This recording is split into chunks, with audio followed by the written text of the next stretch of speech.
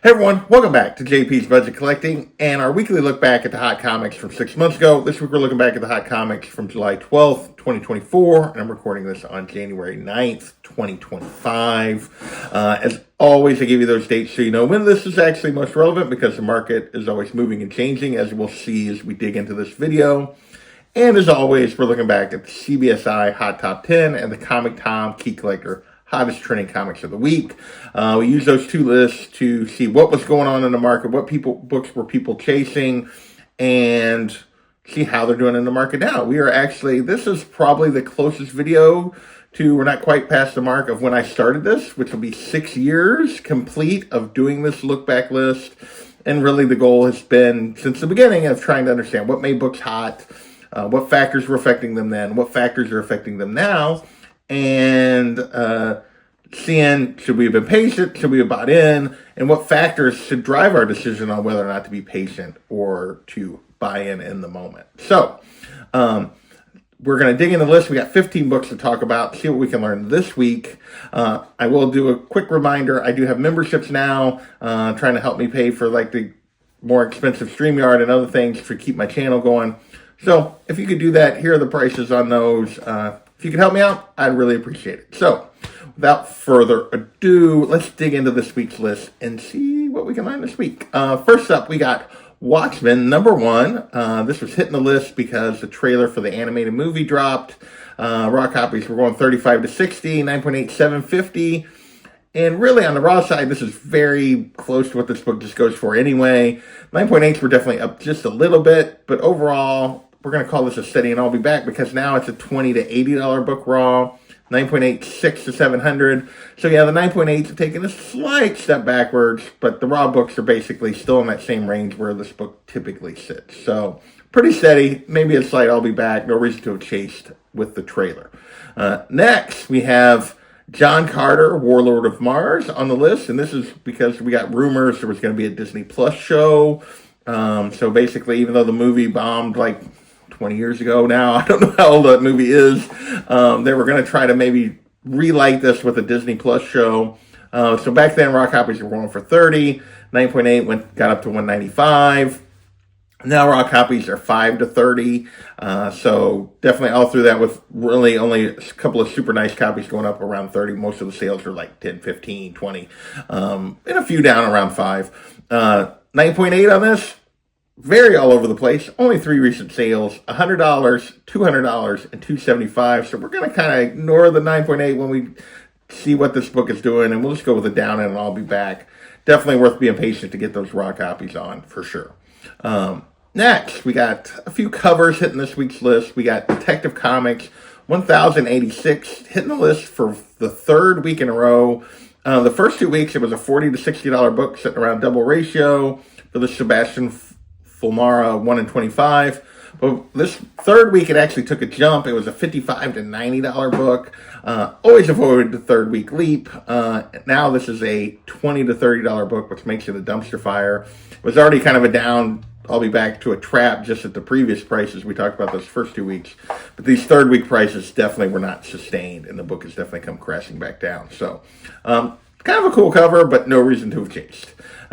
Next, we have a little bit of cover and buzz going on here. We got Grommets #1, the David Lapham 1 in 10. This was on the list a couple weeks ago at 40 to 100, a 9.8.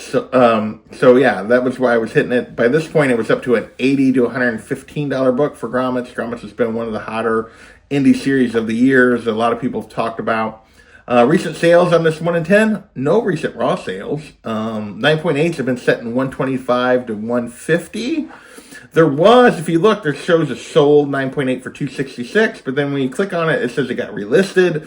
So, yeah, I'm not trusting that sale, so we'll stick with all the other sales that are 125 to 150. So down in a dumpster fire on this, just because you're getting 9.8s for the price of the raws back then, and raw copies listed significantly less than $80, not going for that. Still, great series, fun series from everything I've heard. I can't wait to get a trade and read this one. So, next, we have Doom #1, the second print, 1 in 25 Virgin variant of the A cover. Not the, is this the A cover? I can't remember if this was the A cover or not of the first print, but anyway, we got a second print, 1 in 25 virgin version, $45 to $80 out the gate on this second print, 1 in 25. Now it's a $30 to $65 book, so still doing pretty well, but definitely taking a slight step back. $75 to $175 for a 9.8. A lot of people really were into this book, this Hickman Doom book, and of course there was the MF Doom connections and all that kind of stuff. Taking a slight step back, but still doing pretty well for a new book from just this past year. Next, we have Annihilation 2099, number 1, the Pete Woods 1 in 25, with a cover appearance for the new Nova. I don't even know who the new Nova was. I started to look it up and I was like, nah, when I saw what the prices were doing. But apparently we got a new Nova in this book. He's on this cover, so that was why this book was doing pretty well. 30 to 45, though, with a first appearance and a 1 in 25 is not really that hot. And now, $15 book on one recent sale in the last month plus. So, yeah, not much going on here. Definitely a dumpster fire. Not a lot of interest, apparently, in this new Nova.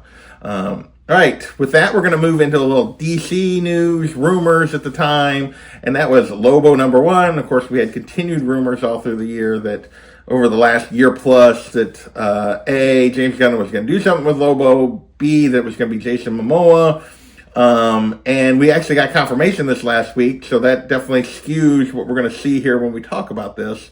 But Lobo number 1 back in July, this first solo Lobo story along with the redesign to make him the character that we know now. Raw copies back then were going for $10, a 9.8 was going for $115 based on those rumors. Now it's a $10 to $25 book, raw, 9.8, $170 to $200. So up in straight cash on this one. I will say before the last week, it was pretty much just steady.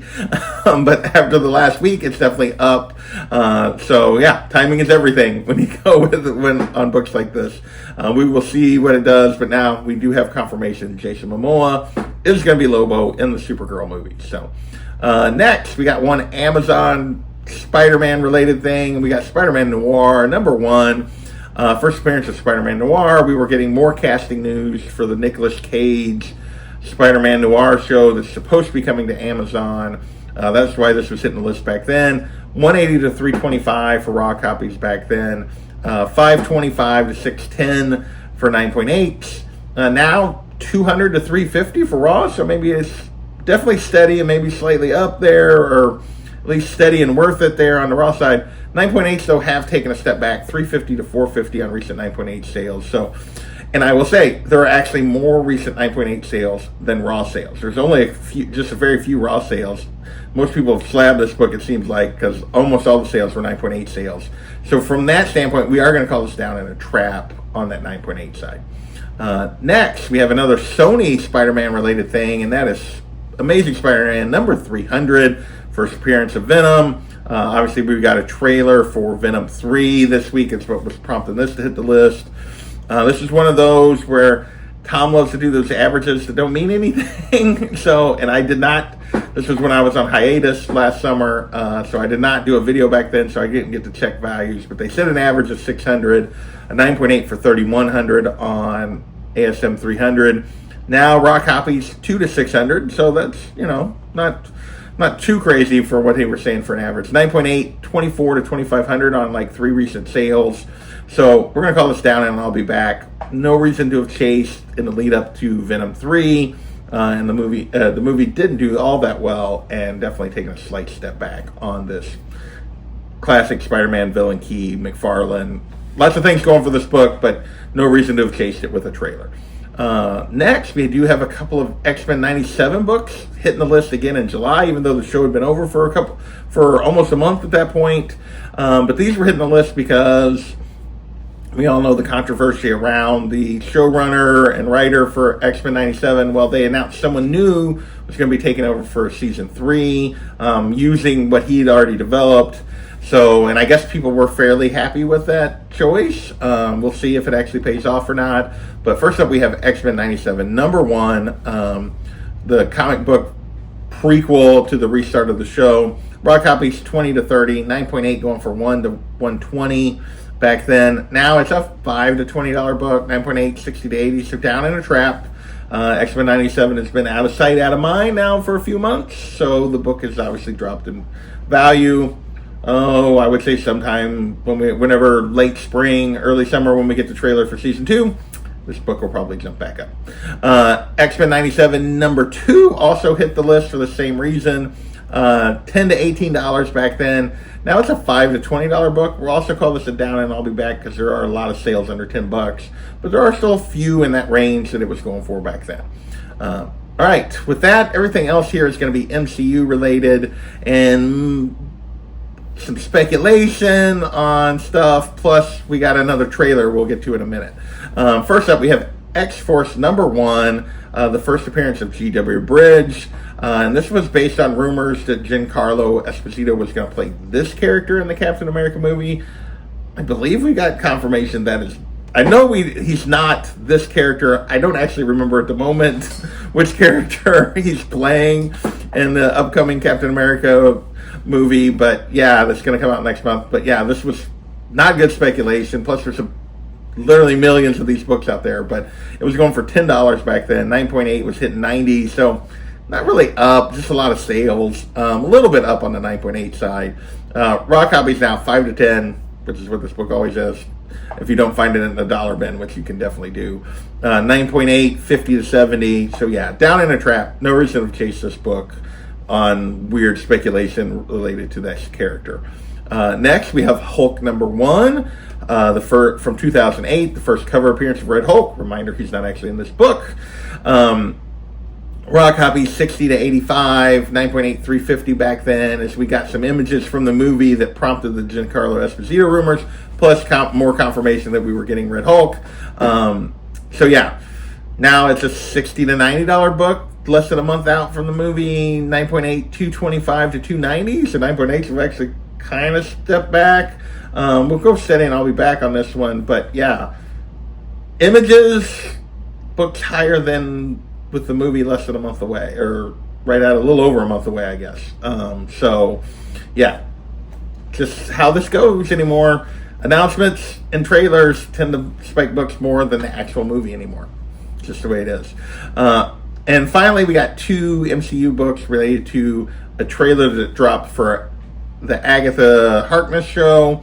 And first up, we have Fantastic Four number 186, the first appearance of the Salem 7. Yeah, the other witches that were appearing in the show with her. Raw copies, $8, 9.8, 360 back then. No recent 9.8 sale. This is a $5 to $25 book, so we're actually going to call it steady and worth it because there are actually a few sales above where it was going back then. But yeah, I think this show was super well received for those that watched it. It's still on my list to get back to. We'll see when that ever happens. Knowing me, but hopefully eventually. And then last but not least, we have Fantastic Four number 94, first appearance of Agatha Harkness. Raw copies back then 100 to 200. 9.4 went for 488. Now raw copies 40 to 225. So kind of all in the same range, a little higher, a little lower on some of the sales. Recent 9.4 went for 610, so that's up, but that was in late November, very close to the end of the show. No 9.4s have sold since then, so doing that direct comparison is not the best. So overall, we're just going to go steady and worth it based on those raw sales for Agatha. We'll see what happens going forward with her books. I would guess as we get further and further away from the show, they'll probably creep down just a little bit. All right, that is this week's list. I want to thank you guys for watching as always, and we will catch you next time.